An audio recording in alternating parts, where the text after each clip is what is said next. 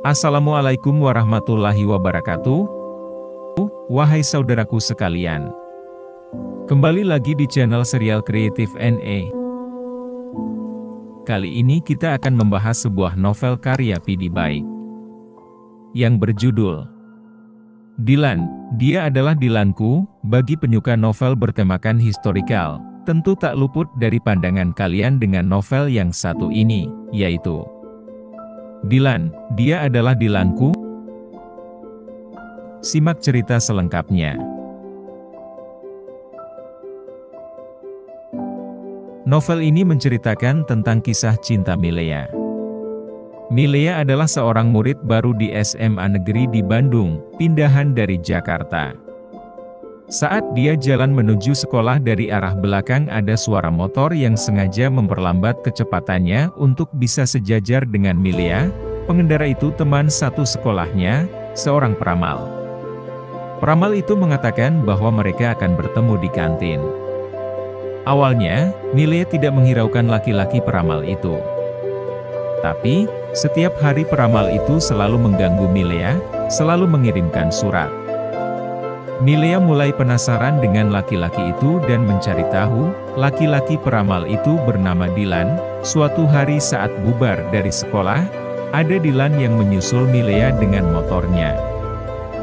Dan dia mengatakan kepada Milea bahwa dia ingin ikut naik angkot bersamanya. Saat di angkot Dilan berkata, "Milea, kamu cantik, tapi aku belum mencintaimu." "Enggak tahu kalau sore." Tunggu aja. Perkataan Dilan membuat Milea kaget. Milea hanya diam, dia juga memikirkan pacarnya yang berada di Jakarta.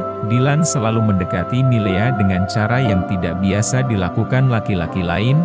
Mungkin itu caranya untuk membuat Milea tidak bisa berhenti memikirkan Dilan. Milea diambang kebimbangan, haruskah aku terus terang kepada Dilan bahwa aku sudah punya pacar? Milea takut jika dia berterus terang nanti Dilan akan membuatnya sedih karena tidak bisa ngobrol yang menyenangkan lagi. Dan dia juga tidak ingin bilang kepada Benny bahwa ada seseorang yang berusaha mendekatinya.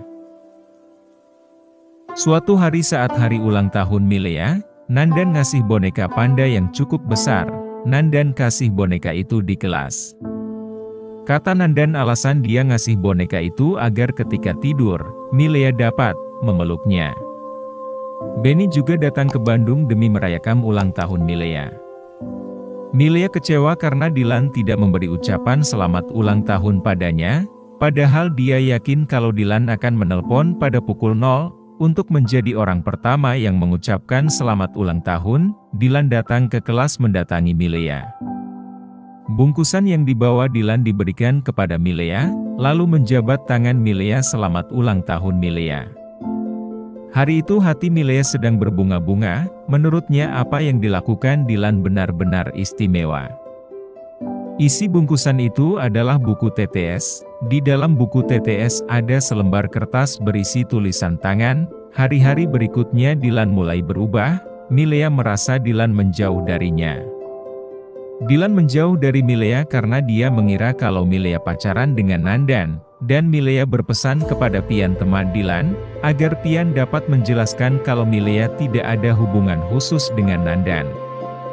Sejak itu, Milea mulai jaga jarak dengan Nandan agar Dilan tidak salah paham lagi. Dilan adalah anak geng motor, meskipun anak berandal tapi dia pintar dan selalu mendapat ranking pertama di kelasnya.